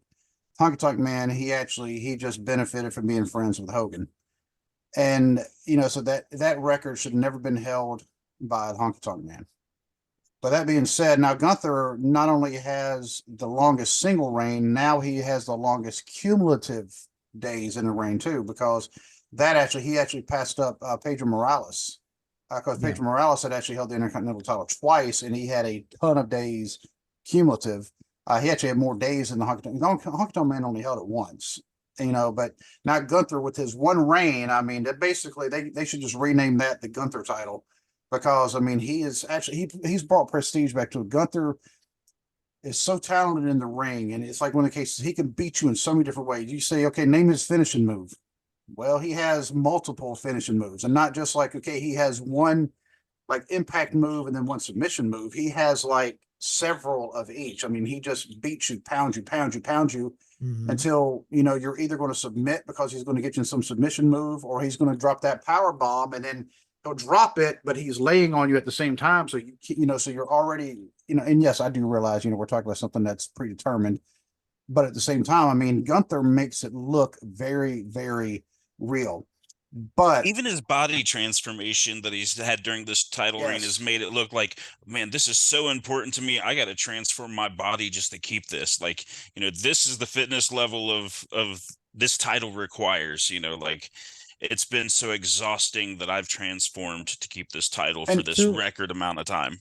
So you mentioned that, you actually mentioned something very interesting back in January, that there is a certain premium live that's coming our way here in September, I believe, that may favor Gunther maybe taking the next step up. I don't think that the World Heavyweight Championship is going to have a champion that's going to hold the title for a whole year. Yeah, Damian Priest could become champion this weekend and beat whether it's Drew or Seth, but this could set up for Gunther later on this year becoming World Heavyweight Champion. Yes, and therefore he would have to drop it to Sami Zayn, in my belief. So I have Sami Zayn as a victor. The same here, and it's because this is like some of the older storytelling. You saw this happen with Bret Hart, and then you saw it happen like immediately with Shawn Michaels, and you've seen it happen with some other ones where in fact, Randy Savage is another one that they did this with. They gave them they put the Intercontinental title on them, and they saw how they were, as a champion. They made them look, because Randy Savage held the Intercontinental title for a while. Because if you look at all the reigns, Randy Savage actually has one of the longer reigns. And they saw how they were as a champion. Okay, we're not going to start you as a world champion. Obviously, we want to put, one underneath that. Randy Savage did good. Who were the other? Bret Hart, because Bret Hart was Intercontinental champion. He lost it to his brother-in-law, the British Bulldog, at SummerSlam 92 in Wembley. And then a month later, Brett beat Flair for the world title. And at the same time, Shawn Michaels beat the Bulldog for the Intercontinental title. So Brett, now he's more associated with the world title because Brett lost to Yokozuna and then ended up getting it back a year later. But then Shawn Michaels was Intercontinental champion. They had that whole thing with him. He's a champion, but then he gave it up. Then he got it back, but then he gave it up, and then he got it back. But he was the Intercontinental champion until finally they trusted him enough to put the world title on him, but then he also lost his smile and gave that up, but that's another story. But that's how they actually, something, because Gunther, I mean, he's proven himself. Gunther is believable holding a title. Honky Tonk Man was not believable. I'm just going to throw that out there. But some other ones now that they're not hot shotting every title like they did, there for years, like during the Attitude Era and the years following that with the, ruthless aggression and all that. Well, they were hot shotting every title. It's like, well, so-and-so's a former world champion. It's like, well, so is everybody else now. So it's not as special. And now with Gunther being the Intercontinental champion, like I said, he's brought more prestige back to it. Do you realize that they actually went, what was it, like a year? They didn't even defend the Intercontinental Championship on any pay-per-views at all. I mean, they would have it defended at like at Raw or SmackDown or whichever one it happened to be on. But I didn't realize they went that long though. They went a while without actually defending it on any pay-per-views. So now Gunther comes in there and he's got the title, and he's held it for so long, I don't even remember who he beat for the title. But it kind of makes sense now. Somebody, once again, a story ending, for him to give it to Sammy. Sammy has proven himself. Sammy is extremely popular with the fans. By the way, Vince McMahon didn't really care for Sammy, not as a person, but he didn't really care for Sami Zayn in the ring. He didn't like his character. The fans were behind it. That's why Sammy went from, 2 years ago, he was doing the job for what's his nose from Jackass. Johnny Knoxville. Johnny Knoxville. Thank you. He did the job, for Johnny Knoxville. And then the next year, all of a sudden, he's in like one of the main event matches, and he is extremely popular. So I'm thinking Sami Zayn takes it. So Gunther did defeat it from Ricochet back in 2022. Ricochet, okay. Randy, who do you got? I stay with Gunther on this one. Sami Zayn comes in with momentum, but I still don't think he's the one. So my only other thing is that if we're choosing Sami Zayn, is how far are we going to keep him out of that title picture? If he's moving up to the World Heavyweight Championship, if that's not going to be until later on this year, could you maybe have him drop that IC title a little closer to time, like maybe SummerSlam?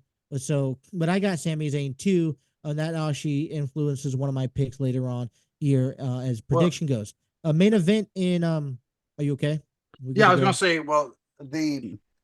I think Sami Zayn gets it, but this is one of the cases I say, yeah, they're no longer hot shotting the title, but I have a feeling Sami Zayn's going to get it and be a transitional champion over to Chad Gable. That's fine. So, Cody Rhodes, Sami Zayn, no, Seth Rollins, excuse me, I mistyped it. Yeah, you did. Seth Rollins take on. I'm sorry, taking on. How dare you? Roman Reigns and The Rock. Big stipulations on this one. I still don't think The Rock's ready for in-ring action all the way yet. So you're going to see Roman probably do a lot of work. Maybe The Rock gets beat up on. Although The Rock looks phenomenal. But you're taking a risk out of these three. One of these three guys getting hurt for night two. One wrong move. I'm just saying. I'm not saying that they couldn't pull it off, but what happens if Seth re-aggravates his knee or Cody and Roman gets hurt? Among the biggest storyline coming up next. I have Roman and The Rock. I have Roman and The Rock. You say everything goes all out, Absolutely, odds. Roman and The Rock on that one. Yeah. Because I don't think there's any way he gets a clear shot on night two. Exactly. They're going to turn Cody into this underdog because people like the underdog. That's why people across the country right now with the Final Four are cheering for North Carolina State, because they are such a Cinderella underdog kind of story. So Cody, but it's not going to come without the hands of either Seth turning or the Bloodline's help.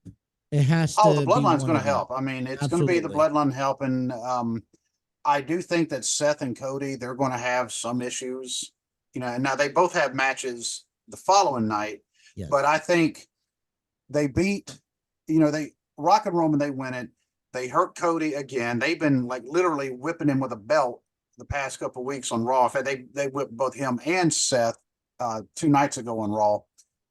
And I think they also hurt Seth, and they end up, and I know this is bleeding into the next night. They're going to end up costing Seth. Yep. Yeah, Seth, they're going to end up hurting him to the point where they're going to cost him his title against Drew. With Cody, they're going to hurt him, but it's going to be motivating him, to go out and win the next night against all the bloodlines. It's almost like the Daniel Bryan situation at WrestleMania 30, where they put all the odds against him, and then he still came out victorious at the end because, people want to see it. So yeah. But I agree. Which it leads right into night 2. Match 1 of night 2 is the World Heavyweight Championship. Drew McIntyre, who's kind of been an afterthought of all this, takes on Seth Rollins for the that title. CM Punk's supposed to be at ringside, being guest commentary, the best usage you could possibly use out of him. I say Drew's gonna win, but I also see Damian cashing in his money in the briefcase, becoming a World Heavyweight Champion. Same. I see Drew's winning. He's taking the title. Damian's cashing in and taking the title, himself, because everybody's waiting for Damian to cash in anyway.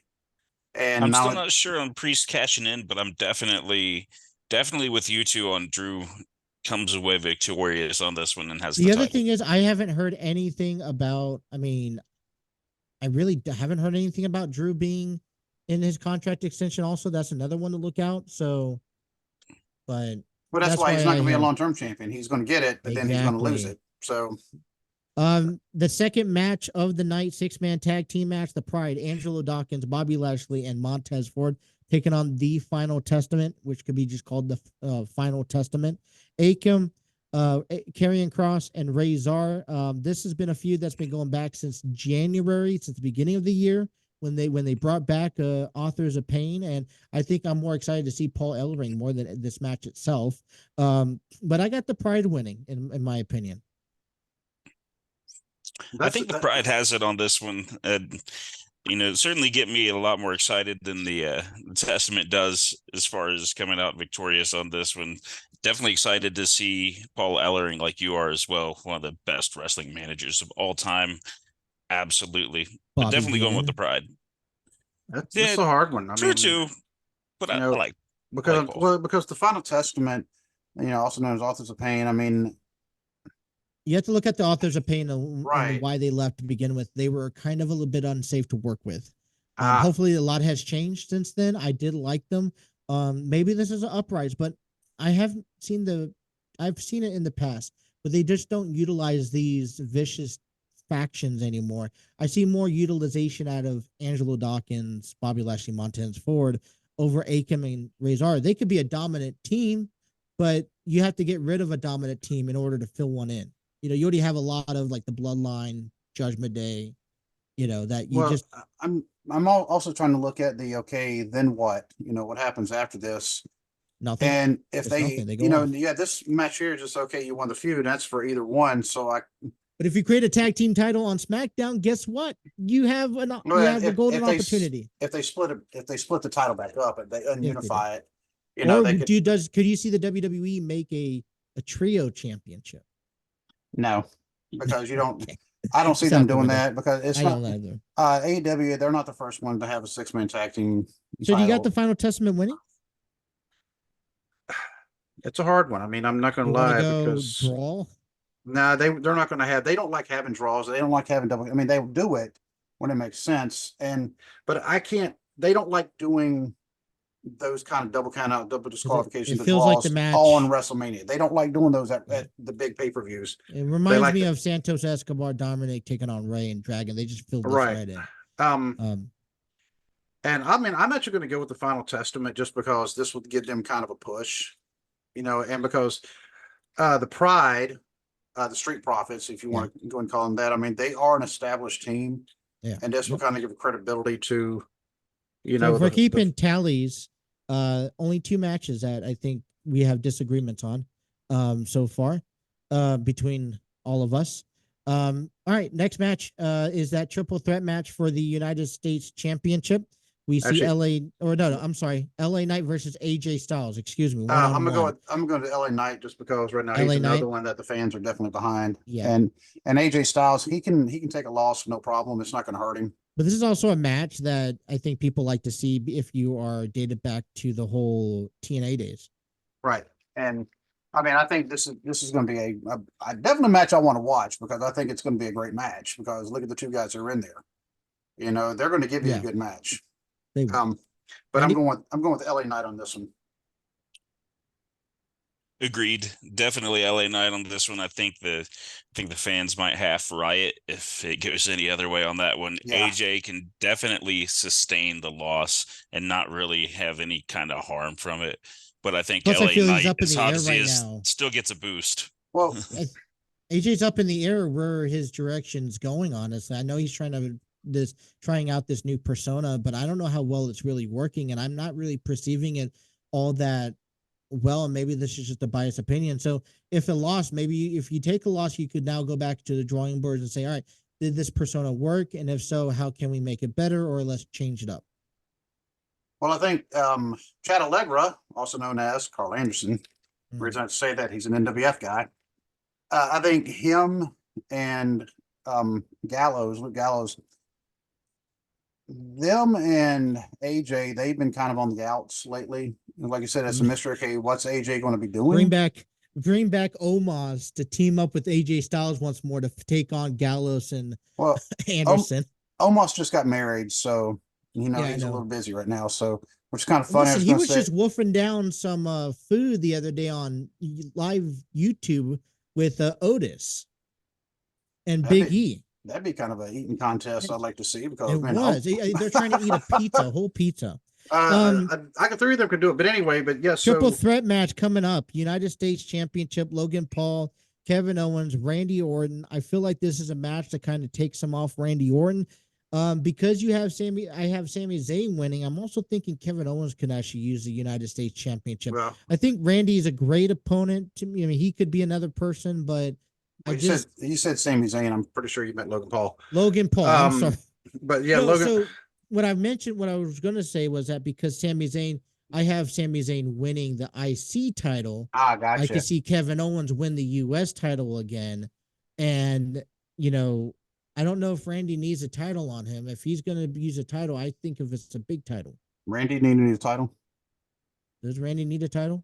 You need a title. I mean, you already have a title of Rescue Randy. I don't think so. I think I'm good. Okay. Does Logan need a title? I'll stick with Rescue Randy. I think Kevin Owens. I think that's ran its course for sure. Yeah, I mean, I think Kevin Owens takes this. Randy doesn't need it. Yeah, they're not going to put a title on Orton right now because right now Randy Orton is there to bring the new guys up and help actually train them because he's become that veteran that he's become that legend he used to beat. Now he is the legend, but he doesn't need the title. Kevin Owens makes a little bit more sense, and it'll be Kevin Owens pinning Randy Orton. Because that'll bring Logan Paul out of the picture. Get Logan Paul out of the picture because Logan Paul's not going anywhere with the company, anywhere else outside the company because now he's got an endorsement deal with the company. They have his product is going to be on the ring mat. Well, you could also have a feud down the road like SummerSlam if nothing else comes up, so maybe I got Kevin Owens. Is everyone good on Kevin Owens? Yes, everybody is good on Kevin Owens. I'm having to absolutely. I'm having to switch cameras. There we go because my one camera keeps messing up. WWE Women's Championship. Bailey taking on Bailey. Is everyone good? Bailey on that one. Io Sky. Absolutely, Bailey. Everyone's going Bailey across the board. Yeah, I mean, and honestly, the second night, I'll riot if Bailey doesn't do it. I mean, the second night, there's not a lot of commentary to say about these matches. Bailey, I mean, it's obviously an obvious one. It's like she's had her own story, ending of the story, finishing the story because she won the Rumble. Now she's coming back after her title against a member of the faction she created, and then they turned on her. So it makes sense for her to win it. It just kind of adds to it. Now, what they do with her after that, of course, she'll be fighting all them off, but Damage Control I think there's a good chance that they may be splitting apart from the night before anyway. I know Asuka still hasn't healed from last time from her injury. I know she has a little minor injury. So I think maybe possibility. But yeah, Bayley's just a good candidate. I think she deserves it. She deserves that WrestleMania spotlight that the 4 horsewoman. She's the only one that has not gotten that spotlight yet. Please give me Bayley with the Yes. title. I'm begging them. That's the Please only give me one. Bayley with the title. No, you don't have to bring back the Bayley buddies. No. But please put the title back on So, Bayley. and then we got the undisputed WWE Universal Championship, Cody Rhodes, Roman Reigns. I think we all can almost agree Cody Rhodes has to finish this story. Cody stipulations, I think you're going to get some help. Maybe Stone Cold, maybe. I mean, I know they're throwing big. I tell you right now, there's 2 other names I'm gonna throw in here. You get the over under on LA on MJF. And that's one of the names I was going to throw up is MJF. That would be so cool. MJF. I know it would be. Well, it came out 2 days ago. I would be marking out like a little fat man that had the script in front of him. Did he actually sign with WWE? Because it came well, out. See, that's the thing. Nobody seems to really know. Like at least because it came any out of on my April reliable 1st. sources that I've followed for years, like none of them have been able to give me any insight on this at all. Well, I think MJF, and I think the he's other been one. teasing it the last 2 years. Well, I think the other person. Yeah, but it's MJF. You never know when he's being serious and when he isn't. Well, the other person, and this is a name we have not even mentioned the entire episode. We had not mentioned MJF until now either.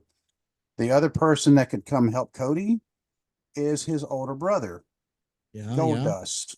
Dustin Rhodes, Goldust. What is his status with the company? I don't know, because if you notice, I mean, he was basically calling AEW his last hurrah, but because he was there with his brother, but then his brother left, and so that's something I really didn't consider, but boy, that'd be kind of a feel-good moment, wouldn't it? He's not doing a lot in AEW, and so you got Stone Cold, you got Dustin for you got Dustin for the Usos, and then you got Stone Cold Steve Austin, and then you got MJF. I don't think levels out the playing field. Stone Cold's not coming back. Not for this. I don't think MJF. Well, MJF definitely could. CM Punk's still going to be around. I don't see CM Punk getting involved. I don't want to see CM Punk. I don't see where he fits in that one. I mean, you could also have Seth John Rollins. Just him having an appearance. I mean, not just for an appearance, because John Cena is another one that's, I don't want to say it's ran its course, but just bringing Cena back is not going to add any value to anything. It's not going to get people talking. But, okay. Any ECW people to stop Paul Heyman? Maybe Tommy Dreamer. Rob Van Dam, I don't know. Tommy Dreamer is considered persona non grata right now in WWE.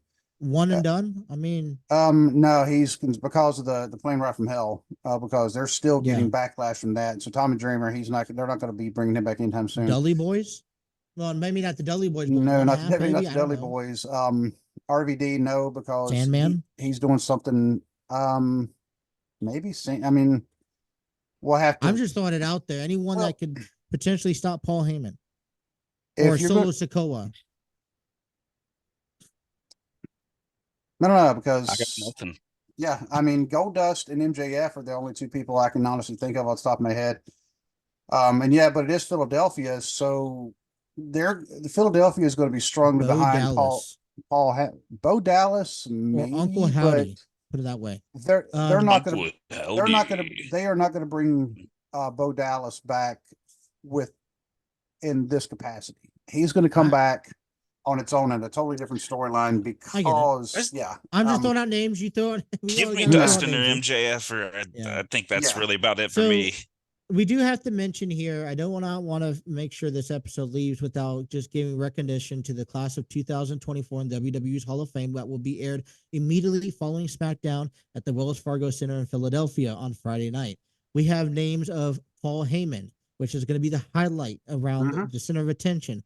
Paul Nakano, say that correctly? Bull Nakano, yep. Bull Nakano, sorry. Yep. Thunderbolt Patterson. I'm actually kind of surprised to see Thunderbolt Patterson going in because he was not a WWF guy as far as I know. However, which is The Rock's mom. So, and she did a lot of booking at that time too. And the U.S. Express, I believe I had those names correct, right? Yeah, Barry Windham and Mike Rotunda.